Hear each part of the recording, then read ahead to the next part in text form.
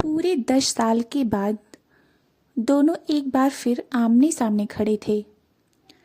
नोएडा में एक shopping mall में वो अचानक मिलने पर हतप्रभ से लग रहे थे, एक दूसरे को देख रहे थे। सुजीत ने ही अपने को संयत करके धीरे से पूछा, कैसी हो मन? वही प्यार में भीगा हुआ सर, कोई दिखावा नहीं, कोई शिकायत नहीं। माही के चेहरे पर कुछ दर्द की लकीरें खींचने लगी, जिन्हें उसने पल में संभाला और हंसने की चेष्टा करते हुए बोली, तुम कैसे हो? सुजीत ने ध्यान से देखा। वही 10 साल पहले वाला सलोना सा चेहरा है, पर जाने क्यों तेवर पुराने नहीं हैं। अपने प्रश्नों को उसने चेहरे पर छाने नहीं दिया। दोनों साथ साथ चलने लगे। दोनों के अंतस में प्रश्नों के बवंडर थे, फिर भी वे चुप थे। सुजीत ने ही चुप्पी तोड़ी। तुम तो दिल्ली छोड़कर बेंगलोर मामा जी के पास चली गई थी। माही ने उसे देखा। इसने मेरे एक एक पल की खबर रखी है। मुस्कुराने का प्रयास करते हुए उत्तर में बोली, एक सेमिनार में आई हूँ। नोएडा में भाभी से मिलने आना पड़ा। उनका फ्रैक्चर हो गया है पैर। अरे! सुजीत चौंक पड़ा। किस अस्पताल में है? अब तो घर पर आ गई हैं। माही चलते चलते एक शोरूम के सामने रुक गई। सुजीत को याद आया कि माही को शॉपिंग करने का शौक सदा से रहा है। बेहिसाब शॉपिंग और फिर उन्हें बदलने का अजीब सा बचकाना सा शौक। यह सब सुजीत को बहुधा परेशान कर दिया करता था, पर इस समय वह चुप रहा। माही अधिक देर तक वहां नहीं रुकी। बोली, पीहू कैसी है? विवाह हो गया है उसका, अब 1 साल का बेटा भी है। माही मुस्कुरा दी, पर उसकी मुस्कुराहट में अब वह तीखापन नहीं था। सुजीत बार बार सोच रहा था, यह बदलाव कैसे हुआ है? हुआ भी है या उसका भ्रम है? यह सुजीत को आवश्यक कार से जाना था। उसने कुछ कहना चाहा, उससे पहले ही माही का स्वर जैसे गुफाओं से गूंजता सा निकला। और तुम्हारे बच्चे, पत्नी? सुजीत ठहर गया। माही के चेहरे पर जो भी था, वह क्या कोई पछतावा था या वही मैं के आसपास भटकने की जिद? बोला, विवाह के बिना बच्चे कैसे हो सकते हैं? और तुम? माही चुप रही। एक कार्ड निकालकर उसकी तरफ बढ़ा दिया और बोली, यह मेरा मोबाइल नंबर है। सुजीत ने कार्ड पकड़ लिया। औपचारिकता के नाते अपना कार्ड भी उसकी तरफ बढ़ा दिया और चलते हुए बोला, एक जरूरी मीटिंग है, और आगे बढ़ गया। उस रात सुजीत का मन बहुत व्याकुल था। कैसी विडंबना है यह कि शरीर और मन दोनों अपने होते हैं, पर परिस्थितियां अपने वश में नहीं होती हैं। इसलिए तो एक आयु बीत जाने के बाद महसूस होता है कि काश एक बार जीवन वहीं से शुरू कर सकते तो जीवन अधिक व्यवस्थित ढंग से जी पाते। कौन गलत था, कौन सही, यह सब अब सोचने का कोई लाभ नहीं है। कितना गलत होता है यह सोचना कि किसी को हम 1-2 माह की जान पहचान में अच्छी तरह से समझ पाते हैं। सुजीत को अपने दोस्त अंचित के विवाह की याद आ गई। माही अंचित की पत्नी सुलेखा की मित्र थी। विवाह के अवसर पर बारातियों की खिंचाई करने में सबसे आगे थे। एक तो उसके रूप सौंदर्य का जादू, ऊपर से उसका हंसना, खिलखिलाना, खिलखिलाता सा स्वभाव। सुजीत का मन अपने वश में नहीं था। जैसे जैसे उसका मन वश के बाहर होता जा रहा था, वैसे वैसे जान पहचान उस मंजिल की ओर बढ़ चली थी जिसे प्यार कहते हैं। प्यार का सम्मोहन कितना विचित्र होता है। सब कुछ भूलकर व्यक्ति अपना सर्वश्रेष्ठ एक दूसरे के सम्मुख प्रस्तुत करता रहता है, एक दूसरे को शीघ्र पा लेने की उत्कंठा और कुछ सोचने भी नहीं देती है। यही उन दोनों के साथ भी हुआ था। सुजीत इंजीनियर था और माही एक बड़े व्यवसायी की पुत्री। विवाह में बाधा क्यों आती? दोनों बहुत शीघ्र ही पति पत्नी बन गए थे। विवाह से लेकर हनीमून तक सब कुछ कितना सुखद था। एक स्वप्न लोक सा। माही का प्यार, उसके मीठे बोल उसे हर पल गुदगुदाते रहते। लेकिन घर वापस लौटते ही धीरे धीरे माही के स्वर बदलने लगे थे।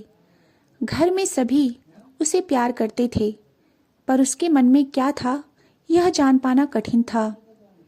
उसने एक दिन कहा था, तुम्हारे यहाँ तो बहुत सारे लोग इस 4 कमरे के घर में रहते हैं। सुजीत चौंक पड़ा था। यह स्वर उसकी प्रेयसी का नहीं हो सकता।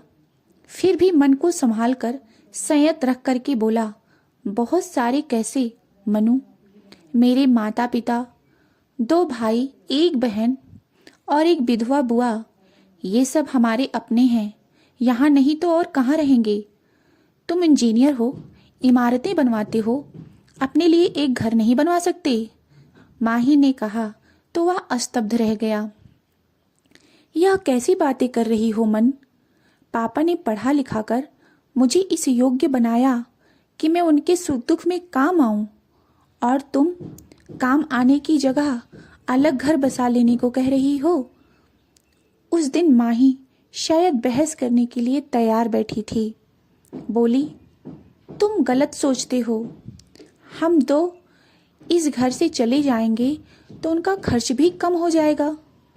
सुजीत को अपनी नवविवाहिता पत्नी से ऐसी बातों की उम्मीद नहीं थी।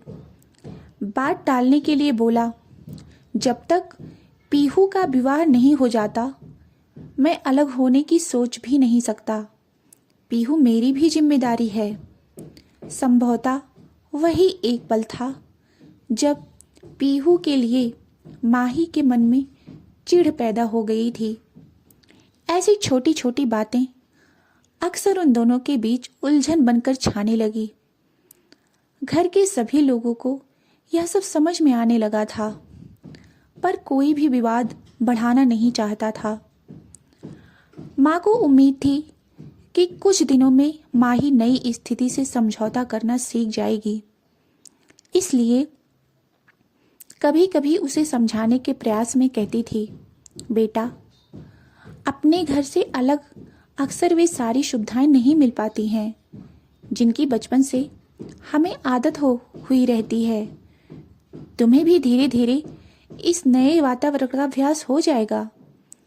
माही ने इस पर बिफर कर कहा था, लेकिन मम्मी जी, यह क्या बात हुई कि विवाह के बाद लड़की ही अपना अस्तित्व मिटा दे? लड़के क्यों नहीं नए सांचे में ढलना चाहते हैं? ठीक कहती हो बेटा, लड़कों को भी समझौता करना चाहिए। मम्मी धीरे से बोल गई थी और सुजीत की ओर देखकर बोली थी, शादी की है तो अपनी जिम्मेदारियों को निभाना सीखो और समझो, अभी से इसका दिल मत तोड़ो। अभी से इसका दिल दुखाओगे तो आगे क्या करोगे? मम्मी जी, मुझे पता है कि आप मेरा मन रखने के लिए यह सब बात कर रही हैं। अंदर से तो आपको मेरी बात बुरी ही लगी है ना? माही ने तुरंत कहा, ऐसा बिल्कुल नहीं है। माँ समझा रही थी या फजूल में गिड़गिड़ा रही थी, सुजीत समझ नहीं पा रहा था। फिर भी कह बैठा, मम्मी, इसे समझाने की कोई ज़रूरत नहीं है, और क्रोध से पैर पटकते हुए बाहर चला गया था। मन में बहुत बड़ा झंझावत उठा था। ना खाने पीने में मन लग रहा था, ना मित्रों से गपशप में। पार्क में जाकर बैठा था तो भी मन उदास रहा। वहाँ जाने कितने प्यारे प्यारे बच्चे खेल रहे थे। उनकी किलकारियाँ और शरारतें उसे भा तो रही थी, पर कुछ इस तरह जैसे कोई बहुत ही सुगंधित सी बयार उसे छूकर बेअसर सी गुजर जाए। उसे बार बार याद आ रही थी वह रात जब प्यार के सम्मोहन में डूब उसने माही से कहा था, माही मुझे पापा कब बनाओगी। माही ने भी प्यार के मधुर रस में डूब कर कहा था, अभी मुझे माँ नहीं बनना। क्यों? अभी मेरी उम्र ही क्या है, माही इतरा कर बोल उठी थी। हाँ यह तो है, जितनी जल्दी माँ बनोगी उतनी जल्दी जिम्मेदारियां भी तो बढ़ जाएंगी। सुजीत ने सहजता से कहकर उसका चुंबन ले लिया था। पर यह क्या, माही तो जैसे बिफर कर उठ बैठी। जिम्मेदारियां जिम्मेदारियां तो इस घर में कदम रखते ही मेरे तमाम सपनों पर काले बादलों सी छा गई है, मंडराने भी लगी है। मन जब प्यार की उमंग में डूबा हुआ हो और ऐसे में पत्नी प्यार का रुख मोड़कर आंधियों के हवाले कर दे तो बेचारा पति हक्का बक्का होने के अलावा और क्या कर सकता है। किन बादलों की बात कर रही हो? सुजीत आश्चर्य और खींच से देखते हुए बोला था। क्यों? मेरे जीवन पर तुम्हारे माता पिता भाई बहन का साया मेरे सपने तोड़ता रहता है और वह विधवा बुआ, सुबह सुबह उसके दर्शन करो। माही सुजीत की आवाज तल्ख हो उठी। चिल्लाओ मत। माही भी उतने आवेश में आगे बोली, वह तुम्हारी प्यारी बहन पीहू, जब तक उसका विवाह नहीं हो जाता हम अपने सपने भी नहीं पूरे कर सकते और शौक भी नहीं पूरे कर सकते। मेरे सारे अरमान घुट रहे हैं इसलिए कि तुम्हारे पापा के पास पीहू के लिए ज्यादा पैसे नहीं हैं। बस माही, बहुत कह दिया। सुजीत के अंदर का प्रेमी अचानक बिफर कर पलंग से उठ बैठा। तुम्हारे संस्कारों में रिश्तों का महत्व नहीं है तो ना सही। मेरी दुनिया इतनी छोटी नहीं कि पति पत्नी के आगे अपने सारे रिश्तों को भूल दूं। सुजीत कमरे से उठकर बाहर चला गया। धीरे धीरे ऐसी तकरारें बढ़ने लगी थी। तब माँ ने एक दिन सुजीत को एकांत में समझाया, अगर माही अलग रहना चाहती है तो मान ले, उसके बाद शादी की है तो निभाने के लिए रास्ते निकाल, शायद दूर रहकर सबके प्यार को समझ सके। सुजीत माँ के बारे में, माँ की बातों पर विचार ही कर रहा था और माही अचानक अपने पापा के यहाँ चली गई। उस समय सबको लगा था कि वह कुछ दिनों में वापस आ जाएगी, पर सुजीत के बुलाने पर भी माही नहीं लौटी। माँ ने कई बार उसे बुलाने के लिए भेजा, पर माही ने कहा कि उसकी तरफ से सुजीत पूरी तरह हर बंधन से आजाद है, जब चाहे दूसरी शादी कर ले, वह अब कभी नहीं आएगी। माँ को फिर भी भरोसा था कि कुछ माह में माही जरूर वापस आ जाएगी, पर जाने कैसी जिद या शायद घमंड पालकर बैठ गई थी माही। 1 साल के अंदर तलाक का नोटिस भिजवा दिया था। आशाओं की अंतिम डोर भी टूट गई थी। माही दिल्ली छोड़कर अपने मामा के यहाँ बेंगलोर चली गई थी। उसके मामा जी बहुत बड़े व्यापारी थे, विदेशों में भी उनका काम फैला हुआ था। माही का सपना भी बहुत पैसा कमाना था। शायद वहाँ माही उनकी सहायता करके अपना सपना साकार करना चाह रही थी। सुजीत ने अपनी सोच को परे धकेलकर करवट ली। जाने कैसी व्याकुलता थी। उठकर बैठ गया। पानी पीकर मेज पर पड़ा माही को कार्ड देखने लगा। विचारों का झंझावात फिर परेशान करने लगा। माही को मामा जी के घर अपार वैभव का सुख था। उन्हें कोई संतान नहीं थी, इसलिए उसे बेटी जैसा प्यार मिल रहा था। फिर भी माही के चेहरे पर कैसी उदासी थी। उसने शायद विवाह भी नहीं किया। क्या अकेलेपन की उदासी थी उसके चेहरे पर, या अब उसे रिश्तों की परख हो गई है। रात के 11 बज चुके थे। फोन के पास बैठकर भी उसे साहस नहीं हुआ कि माही को फोन करे। वह चुपचाप पलंग पर लेट गया। अपने ही मन से प्रश्न करने लगा, यह क्या हो रहा है मन को। इतने वर्षों तक वह माही को भूल जाने का भ्रम पाले बैठा हुआ था, पर अब क्यों मन व्याकुल है। क्या माही भी उससे बहुत सी कही अनकही बातें करना चाहती होगी। अपने ही प्रश्नों से घिरा सुजीत सोने का व्यर्थ प्रयास करने लगा। अभी अधिक समय नहीं बीता था कि उसका फोन मोबाइल अचानक से बजने लगा। उसने बत्ती जलाकर देखा और मुस्कुरा उठा। हेलो मन, हाँ जाग रहे हो? उधर से माही का विह्वल सा स्वर गूंजा। हाँ, सोच रहा था कि तुम्हें फोन करूं या नहीं। सुजीत ने अपने मन की बात कह दी। पहले भी कभी वह माही से कुछ भी छिपा नहीं पाता था। तो किया क्यों नहीं? माही ने प्रश्न किया। शायद इसलिए कि अभी तक तुमने मुझे क्षमा नहीं किया है। ऐसा नहीं है, भूल तो हम दोनों से हुई है। मेरे मन में जरा भी मैल नहीं है। अगर मेरे मन में जरा भी मैल होता, अब तक तो मैं दूसरी बार घर बसा चुका होता। सुजीत ने अस्पष्ट शब्दों में अपने मन की बात कह दी। उधर से कुछ पल सन्नाटा रहा, फिर एक धीमी सी वेदना में आवाज गूंजी।